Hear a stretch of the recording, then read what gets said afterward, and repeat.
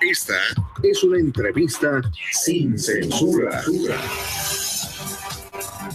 Esta historia de la que vamos a hablar antes de entrar con el doctor Eduardo Shokov y su segmento de todas las mañanas, de lunes por la mañana, es una historia que es verdaderamente escalofriante. La fábrica del crimen es el libro que escribe Sandra Rodríguez Nieto y es la historia que narra el trágico final de Vicente.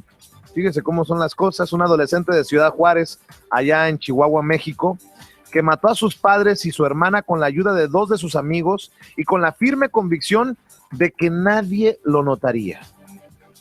Explora el sistema jurídico de Chihuahua, la impunidad existente entre los diferentes niveles de autoridad y bueno, le agradezco mucho a Sandra Rodríguez Nieto que nos tome la llamada para hablar de la fábrica del crimen. ¿Cómo te va, Sandra?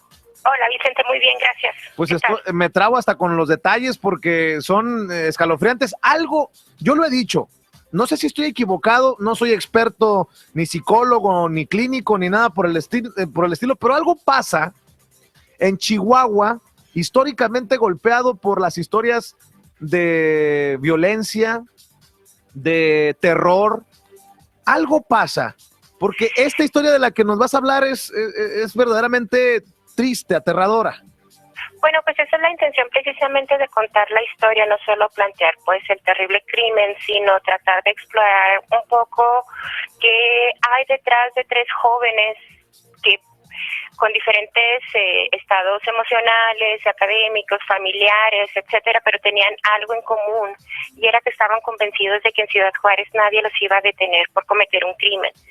Esto a mí me pareció muy revelador desde que lo escuché en 2004 en entrevista, porque me parece que nos indica, nos muestra una parte de la violencia que no hemos visto y que significa y que es el hecho de que todo está quedando impune. Estamos hablando de Ciudad Juárez, pero estamos hablando de 100,000 homicidios en todo el país en los últimos 8 años, por los que nadie se ha hecho cargo, Vicente, que la narrativa oficial ha dicho que son crímenes cometidos por la delincuencia organizada, pero que en la realidad no hay ninguna averiguación previa que nos indique quién ha matado a estas personas y por qué.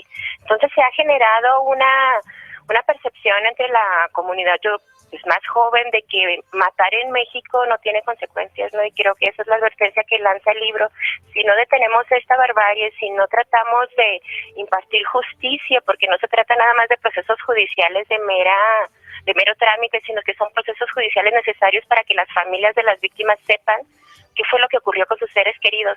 Eso es de una dimensión tan profunda para mí, tan importante para explicar y reparar lo que está ocurriendo en México, que bueno, esa es la intención del libro, no plantear la gravedad y las consecuencias de que un crimen quede impune. Ahora hablemos de 100,000, claro, son daños y conflictos sociales en potencia.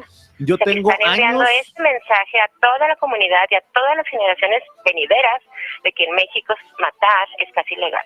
Sí, y tengo años señalándolo, sobre todo en Ciudad Juárez, porque me ha tocado investigar por mucho tiempo los casos de las muertas de Juárez, y yo decía, en Ciudad Juárez tengo la percepción de que la gente dice, aquí se puede violar y se puede matar a una mujer y no pasa nada. Claro, y eso es básicamente lo que estamos apuntando ya a gran escala, ¿no? Después de las muertas de Juárez vino incluso algo peor. Claro, es decir, vino un conflicto donde hubo una gran cantidad de armas a disposición de muchísima gente.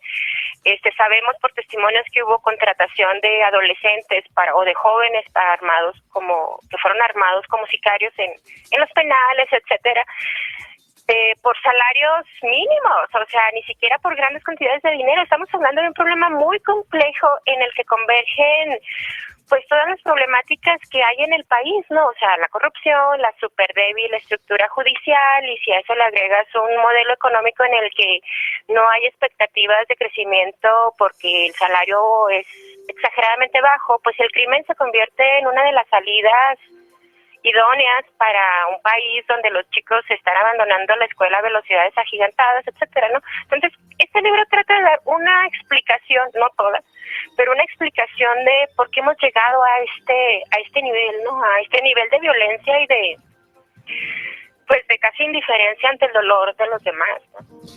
¿Qué llevó en este particular caso a Vicente y sus amigos a matar a los padres de Vicente y a su hermana? Háblanos un poco de esto. Era absolutamente frívolo cuando lo comenta en la entrevista, ¿no? Era porque el coraje o el enojo de ese momento lo había detonado que a su hermanita le habían comprado un carro y a él no, por ejemplo, ¿no? Y a mí lo que me llama la atención es que podemos estar en un caso, el de Vicente, de un chico sociópata, que probablemente es así, pero él convence a dos amigos de otros diferentes orígenes, familiares, de diferentes contextos, es decir, tenemos a tres chicos diferentes, con diferentes perfiles psicológicos y de todo tipo, pero con una sola convicción en común. En Ciudad Juárez nadie va a resolver un crimen. Podría ser tu libro, tal vez, Sandra, la confirmación de lo que decía hace, creo, un par de semanas, no recuerdo, días más, días menos, una diputada de Finlandia que decía que en México se mata porque se puede. Claro, claro. Esa es mi explicación cada vez que alguien dice, bueno, ¿y por qué ocurre eso? Pues porque se puede, porque no ha habido porque no hay ningún resorte o no hay ningún mecanismo que se haya afianzado en la mente de la comunidad para detener un crimen, porque pues ahí opera solamente los valores inculcados por la familia, ¿no? Porque los valores inculcados por la cuestión pública, por nuestra comunidad, pues son de permisividad total ante crímenes horrendos. Oye, Estamos Sandra, hablando de... Además, muy actual, muy vigente tu libro, porque también hace unas semanas las autoridades de salud mental, los que están interesados en la salud mental, decían que tenemos en nuestras manos una bomba de tiempo, que es una generación dañada, una nueva generación de muchachos dañados por las imágenes de los destripados, descabezados, los muertos, muy las armas. Probablemente indiferentes al dolor y sobre todo muy seguramente conscientes de que no hay consecuencias de un acto de ese tipo, porque es lo que hemos estado viendo en los últimos 10 años. Hemos estado viendo crímenes, o sea, en Ciudad Juárez decenas de niños crecieron viendo cadáveres sobre las calles de manera natural por casi 5 años. O sea, es de una gravedad tan profunda. Este libro fue escrito hace ya tiempo, digamos, 3 años. Pero yo confío, va a salir en inglés, el título en inglés es diferente, es Vicente, The Story of Vicente, Who Murdered His Father, His Mother and His Sister. Mi confianza en el libro ahora es que, si bien, bueno, es una historia que ocurrió en Juárez hace tiempo, sigue narrando y sigue apuntando hacia esta debilidad tan profunda en México. Y Juárez como ejemplo, como botón de muestra de lo que evidentemente le puede ocurrir a todo el país, si le seguimos apostando al olvido de los crímenes que hemos sufrido, ¿no? Por ejemplo, se habla de que Ciudad Juárez está en paz, de que ya ocurrió, de que nada de lo que se habla ahora en las películas, etcétera, ocurre, pero la ciudad, si bien han descendido los homicidios, está viviendo sobre 10,000 homicidios y asesinatos que se cometieron en los pasados 6 años y que nadie ha respondido y que nadie sabe quién fue, que nadie sabe quién los cometió ni por qué. Qué bueno que lo mencionas. ¿Cómo puede una sociedad reconstruirse sobre eso? Qué bueno que lo mencionas, porque para los políticos como el gobernador de Chihuahua, el gobernador Duarte, yo creo que le dio dolor de estómago al saber que vas a continuar publicando este libro ahora en inglés, porque resultaría un golpe brutal para aquellos que dicen que las cosas van viento en popa en Chihuahua. Claro, ese discurso para mí ha sido insostenible desde el principio, ¿no? Desde que empezaron a disminuir los asesinatos y se celebraba, yo planteaba, bueno, pero tenemos un desastre, tenemos 10,000 homicidios en nuestra ciudad, 10,000 familias ofendidas, 10,000 familias que no saben quién asesinó a sus seres queridos o por qué, y que saben que nadie está pagando por esos crímenes. Esa es una comunidad fracturada por la desconfianza hacia las autoridades, porque porque cuando las autoridades son incapaces de hacerse cargo de un crimen, pues simplemente han perdido casi el 80% de su razón de ser, ¿no? O sea, si no pueden impartir justicia ni resolver el conflicto que se deriva de un crimen, pues están fallando. Hay una ruptura ya en el pacto social que tenemos como sociedad, ¿no? Sandra Rodríguez Nieto, este caso de Vicente, este adolescente que mata a sus padres y su hermana con la ayuda de 2 de sus amigos hace años, podría también ser el del niño al que matan los amiguitos jugando al secuestro. O sea, justamente ese caso me recordaba mucho el caso de Vicente, y yo lo planteaba, ¿no? O sea, me da mucha tristeza porque, bueno, es también Chihuahua, ¿no? Y la sociedad se sorprendió en aquel entonces y yo les comentaba, ¿pero de qué nos sorprendemos? Si Chihuahua es campeón de violencia, campeón de impunidad, estos chicos de 12 o 11 años que cometieron este crimen atroz crecieron en los pasados 6 años no sabiendo otra cosa más que Chihuahua, había balaceras, escuchando balaceras, viendo cadáveres. ¿A qué van a jugar? ¿A los banqueros? ¿Se van a jugar a los sicarios? Porque esos son los que andan libres, porque esos son los modelos de total impunidad y poder que hay en México. ¿Tú sigues viviendo en Ciudad Juárez? No, yo hace un año estoy viviendo en la Ciudad de México. ¿Tú crees que se vaya a replicar esto de Ciudad Juárez en otros lados del país? Bueno, pues si observas, el país está convulsionado por varias regiones. Lo que pasa es que no nos damos cuenta. Es decir, por ejemplo, hay territorios, bueno, ya está Michoacán, está Guerrero, con homicidios, con índices de homicidios también súper elevados diariamente. Ve lo que pasó hace un año en Jalisco, es decir, creo que el país vive en una tensa calma con todos estos problemas de criminalidad tan fuertes, a punto de explotar en diversas regiones, Veracruz, Oaxaca,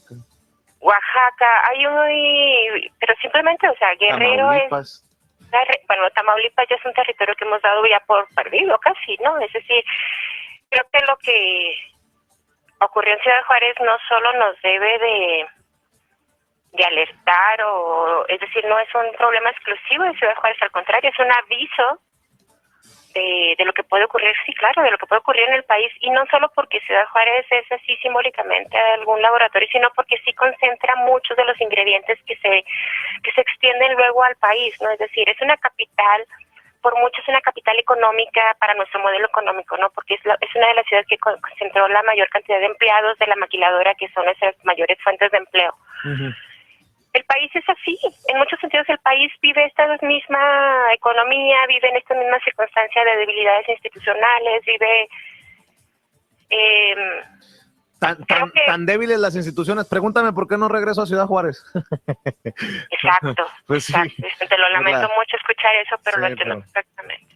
Son las mismas autoridades las que en algún momento dije que si me pasaba algo eran las responsables. Exacto, tú conoces, es la situación, o sea, a ningún mexicano le sorprendería escuchar eso. O sea, es tan grave el problema de la corrupción en el país que bueno, pues tienes que asumir que, pues, bueno, es que ya no quiero ni decir ninguna otra cosa que pueda ser más comprometedora, pero pues es la vida humana lo que está en riesgo en estas circunstancias, ¿no? Yo no sé, las personas a lo mejor me van a criticar por lo que voy a decir, pero entonces que Dios nos agarre confesados. Pues sí, desafortunadamente ya las instituciones públicas han declinado en su obligación de velar por esa seguridad. Eso es un hecho. Sandra Rodríguez Nieto, te agradezco mucho. ¿Dónde puede nuestra gente encontrar el libro? Bueno, mira, en español se sigue comprando en gandhi.com.mx porque ya no circula mucho en librerías con el título de La Fábrica del Crimen, pero en noviembre 10, Verso Books, que es una editorial de Nueva York, va a hacer el lanzamiento del libro en inglés con el título que te mencioné, que si me haces el favor de pronunciar mejor. No, claro que sí, lo pronunciaste muy bien y espero que nos toque tenerte por acá en Chicago en alguna presentación del libro. Estaría encantada, Vicente. Pues muchísimas gracias por la entrevista y por la...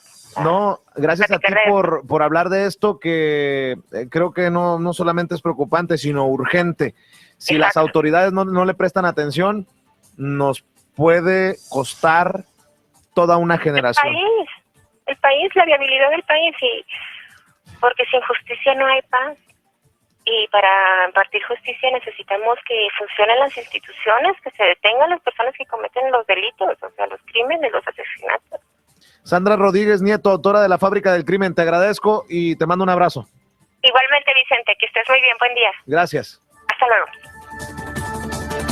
Sin censura, con Vicente Serrano.